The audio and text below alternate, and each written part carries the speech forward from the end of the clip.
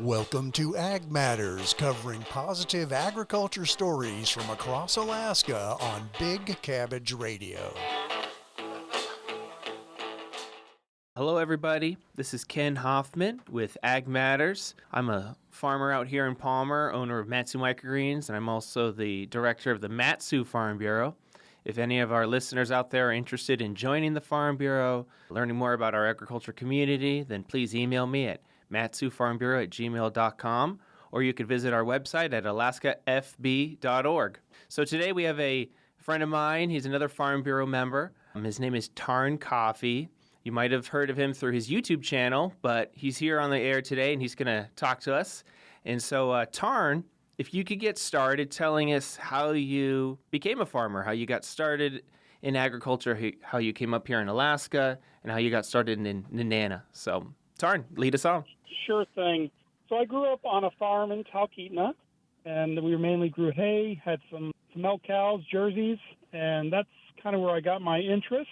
And we had a fellow farmer, an older gentleman that kind of took me under his wing, and I learned a lot from him. So that's what sparked wanting to be a farmer. Life, of course, gets in the way, and raising kids and doing what you do. But about 12 years ago, maybe it's been 13, I started growing sweet corn in our backyard, and it grew extremely well in Nenana. And as time went on, the garden got bigger, the yard got smaller, and at some point you think, wow, this may have commercial possibilities. So I started looking for some agricultural land in earnest. It's pretty difficult to find ag land for sale in the state. I mean, you can if you look hard enough, but at the same time I was getting ready to kind of broaden my horizons. The state announced the Nenana-Tukchakit Agricultural District and the land sale out there. So we went ahead and put in for some parcels, and we're lucky enough to win some. And that's kind of how we got started in our dream of kind of bigger scale agriculture. Wow. All right. So how many acres did you end up buying? And then how many acres have you cleared and put into production? So we ended up getting 5 parcels total at 225 acres. Naturally, it's Alaska, and not all of that is farmable. There's about 180 acres that you'll be able to put a tractor on. And of that 180 acres, we have everything, I say cleared, use that term relative. The trees are off of all of it, but about 7 acres.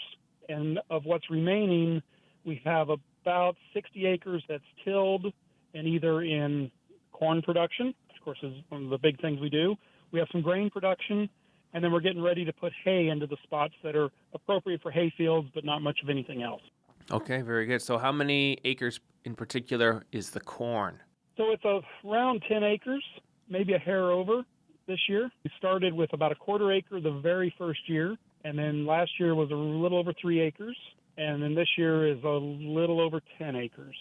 Amazing. So a lot of our listeners, probably gardeners out there, who know that corn is not necessarily the easiest crop to grow, but it's surprising to me that you had so much success in Talkeetna when you did it. How was last year's harvest on the 3 acres? So you have to keep in mind, these fields were growing trees and brush 9 months before we were planting corn into them. So we worked very hard to, of course, get the trees off, the stumps, the roots, all that, get it tilled up. There was a lot of wood matter left in the soil. So of that 3 acres, really only about an acre or a little less produced quality corn plants. And that was partially because of the ground, partially me learning, making sure I had enough irrigation and feeding it enough. So in that 3 acres, we got around 13,000 ears, which, of course, is not a great production for a total of 3 acres. But being the very first year of production on that field, it was acceptable. This year with 10 acres, we hope that of the 10 acres, we'll get about 70% to 80% production. So there's still a few spots in the field that are not great, but every year there'll be less of those, and production will go up. Amazing. So you said 1,300 ears last year? 13,000 ears. 13. That's a lot. That's a lot of corn. That's probably more corn that's ever been grown in Alaska over the last 50 years, but that's amazing. What are some of your cultivation secrets that you're willing to share? Do you transplant the corn? Is it all in greenhouse? Is it in IRT plastic? What are you doing? How are you getting this done? So it's direct sow. When you start going on scale, we have somewhere around 140 to 150,000 plants in the field currently. To do that by transplanting just wouldn't be practical. So you use a bed maker that makes a bed. It lays clear mulch, and this is biodegradable mulch, so we don't have to pick the mulch up, which is super important because that's a lot of work too. It also lays drip tape down at the same time, and then we go back and plant through that clear plastic with a special planter designed for punching holes in the plastic. Wow. Yeah. So when are you direct seeding?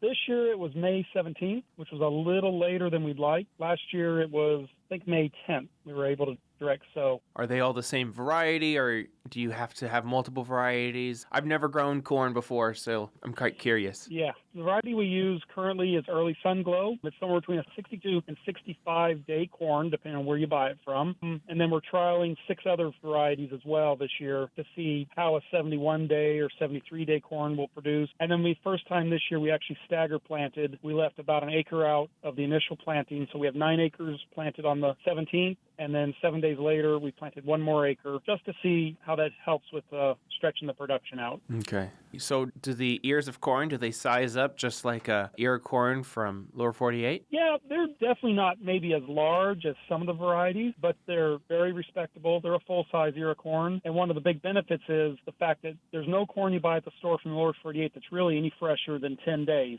That's just the logistics of picking it in Washington and getting it on a boat and to Anchorage and then to the store. So 10 days is about as fresh as you're going to get any sweet corn unless you have a relative overnight it to you. So the fact we can get corn to the wholesaler in hours of picking and they can get it to the store within a day, that means that corn is at least 8 days fresher than anything they can bring out of state. And that's really important with flavor and sweetness of sweet corn. Amazing. So with 10 acres of corn, I mean, you're not just doing farmers markets. You couldn't sell enough at a farmers market. So are you working with distributors and grocery stores? Absolutely. Yeah, the thought of moving 100,000 ears or 200,000 ears of corn through a farmer's market, I won't say it couldn't be done, but holy smokes, you'd be pitching them at people as they walked by to make that happen. So, yeah, the wholesalers have been great to work with. Charlie's Produce is one of the big ones we work with, and they are very friendly to work with farmers. Totally, yeah. They've been really great working with for my farm as well. Good guys over there. So what grocery stores are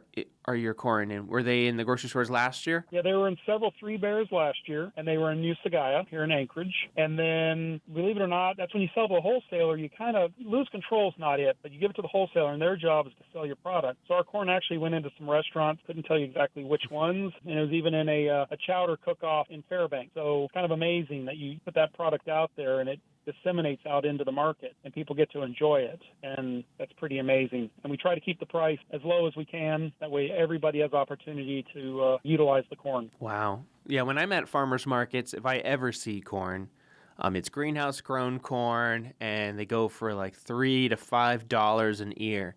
And so you're saying that your corn is not that expensive? No. So when you sell wholesale, you're going to be tied into the wholesale market. I mean, and you can ask a certain price, and if the wholesaler is willing to pay it, then that's okay. But at the same time, you're also selling to restaurants, grocery stores, and they've got to have a price that the consumer is willing to pay. And so you tend to get whatever the wholesale price is, which is acceptable, and it changes depending on the market. If you have sweet corn 4th of July, it's worth more than having it for sale in September because more people are buying it on 4th of July, obviously. So just like anything else, supply and demand is really important. Okay, very good. What are your dreams for this corn operation? Do you enjoy the 10 acres, or are you hoping to fill all 180 of arable land with corn someday? Well, since it is a crop that is on the edge of what is possible in Alaska, there's only certain types of land that would be suitable for it. So of our operation, we probably only have somewhere in the ballpark of 20 acres, 25 acres that we could do corn on. That's where growing grain crops or hay come in for the rest of the land. So we will need to expand to more land to be able to grow past that 20 or 25 acres of production. And at some point, you'll max out as to what is possible for the Alaska market to consume. One of the benefits of the Alaskan corn is we don't need any pesticide. It's currently, other than big furry things, there's nothing that consumes corn in Alaska. We don't have any of the worms or other bugs that'll eat it in the lower 48. So it's kind of amazing to be able to grow it pesticide-free. Yeah, it is a joy to grow products here in such such a pristine environment. There's hardly any pests except for, the big furry ones. So you're saying 20, 25 acres possibly would fill the market. What other crops? So you said grains and hay. And I remember when I saw you in person last month or a couple weeks ago, you said green beans could be an next product. Are you still thinking green beans? Yep. Yeah, we do have 4 different types of green beans in trials, and that's going to take a few years to get the bugs lined out. It's not only figuring out which crop is going to grow on scale, in other words, acres and acres and acres, and then which one will produce and is mechanically pickable. And that's really the key with some of these crops like green beans. Anybody who's gone out and picked a bag or bucket or tote of green beans, it is epic amount of time to pick them. And so a mechanical picker that is capable of picking those so you can have volume, again, for the wholesale market or even, for farmers market. I mean, there's potential. People love green beans for sure. Oh, yeah. I used to be on green bean duty at Vanderbilt Farms, and it was a pain, but people loved them at the market, I tell you. They were on the table for like 20 minutes, and we were already sold out. And you could get a good price for green beans. People love fresh green beans. That is for sure. Absolutely. I'm assuming you're doing bush beans, not pole beans? Yep, bush beans for sure. And then we do dabble with tomatoes, some peppers, some other things. Just our hot climate is conducive to some field crop. And, of course, you're growing like field tomatoes. They may not be as pretty as Bell Nursery tomatoes, but people who want to make salsa or homemade ketchup or whatever, they need the availability of fairly inexpensive, large quantities of products for making those types of dishes. Okay, that is exciting stuff. Because, the green beans for us down here in South Central, it's a tough crop. Generally, it's in a greenhouse or it's in a really warm microclimate. Same as field tomatoes, the determinate varieties. We can get a few varieties out here outside, but not a lot. So you're thinking determinate field tomatoes as well, like paste tomatoes? Is that what you're saying? Yep, absolutely. And again, this is to grow them with as little input as possible. I mean, you have to do some things to get them to grow, but when you're on scale, baby them is not going to work. You need to be able to put in the field and turn them loose and let them do their thing. Yeah.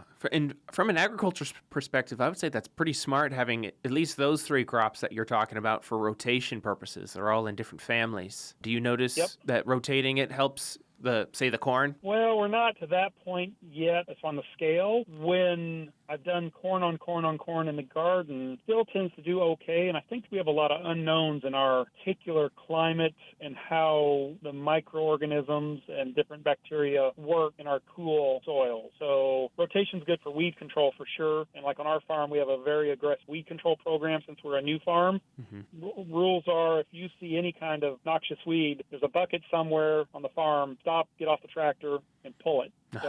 You don't mess around. But again, we're brand new, so dandelions are far and few between, and lamb's quarter doesn't exist. So I'm sure it's coming. Good. Trying to keep it pristine. Do our best. Yeah. So, but I understand. So the corn, I'm sure the green beans and the tomatoes, they're all planted in plastic, so that helps with weed control as well, right? Yep. Absolutely, yep. And the fact it's biodegradable made funny. You're growing the corn with plastic that's made out of cornstarch.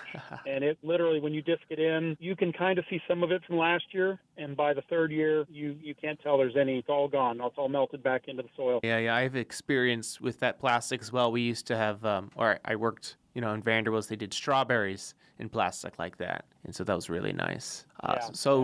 Tell me more about the grains now. What kind of grains are you growing? So, of course, we have some barley, Ava barley, which comes from Delta, and it grows well. And then Jefferson wheat is a wheat variety that I've discovered. It's an old variety, and I found a supplier out of Utah, a company called Great Basin. They're great folks down there. And it's a hard red spring wheat. And most any wheat's a little difficult to grow in Alaska in general, but had good success with it last year. I'm going to do it again this year and see how it goes. And then also triticale. It'll be my first year for a short season triticale. And then rye does exceptionally well. One of the problems with an annual or biennial rye, it's a little bitter, and so it's not the best for animal feed. Animals will eat it, but I guess it's not ideal. But rye is an interesting crop because you can plant it. The first year it grows like a grass. And typically you would put livestock on it and graze it. And then the next year is when it puts on its grain head. And it's such an early starter. The rye at the farm, the test strip I have, this is the 2nd year, it's already making heads and doing its thing. I mean, it will literally be ready to harvest mid-August. And that's really early for a grain crop, be able to get it out of the field before summer's even over yet. That's exciting to mess around with that. Wow. Has anyone made bread with any of your grains? Not yet. That'll be this next year. I should have enough, I hope. And I bought a combine at auction. There's some bugs to work out, and I'm so thankful I just have 10 acres of grain to mess with to get the combine whipped into shape. If I had 500 acres or 1,000 acres, I'd be a nervous guy. The combine better work when you have that much going on. Wow. So from a Alaska farmer, veg farmer, you're doing a lot of specialty crops that hardly anyone is doing, especially the corn, but even the grain crops. There's not very many grain farmers outside of Delta Junction, of course. So that's pretty neat. But I got to ask, for my livestock friends, are you trialing any alfalfa? I have not yet. I need to get some. I get so consumed with getting the corn, and of course, since that's the main crop of the farm, all your effort is into making sure that is planted in a timely manner, irrigation's going, everything's all in. Alfalfa is definitely on the list, trial. The university has some promising alfalfa varieties they've come up with through trial and error, which is exciting. And then I think it's good for us to look to our Canadian neighbors and whatnot to see what they've come up with over the years to make sure there's not something that's developed that we could benefit from. Okay. Well, tell me a little bit about your YouTube channel now. How did you get started in doing that? And how's it been going? Has it been fun? Oh, YouTube's a lot of fun. It takes a lot of time. When you watch these wonderful, slick YouTube videos at night when you're killing time and you go, wow, that looks easy. Boy, YouTubing is not easy. It does take a lot of time and effort. You have to remember to pick the camera up, which is really hard to do when you're busy. And you have to be okay showing the side of you may not want people to see. And that can be a little difficult, too, your failures or things you don't think is very interesting. Other people will find interesting. The main reason I started the YouTube channel was, one, education. Important for people to understand what farmers do. And two, to basically share it with friends and family and interested parties so they can see how it goes out on the farm. Lots of fun, though. Amazing. I mean, that's how I heard of you, is through the YouTube channel. So it's great marketing. It's a lot of fun to watch, especially since I haven't seen very many corn plants in my life. So it's nice to see it through the screen. How do people find your YouTube videos? What's the channel called? So the channel's called Alaska Corn, or you can go to Coffey Farm, either one of those two. Or if you look up Tarn Coffey, that'll come up there as well. Having a unique name does help for sure. But yeah, and they're not slick, professionally produced videos. It's I try to make them semi-interesting and. No, I think they're great. It's a nice vlog, I would say, format. And it's fun to watch, really down to earth. So appreciate you doing that. All of us farmers appreciate it. So thank you so much. Yeah, Are you on social media as well? How can people follow you or get a hold of you? Coffey Farm does have a Facebook page.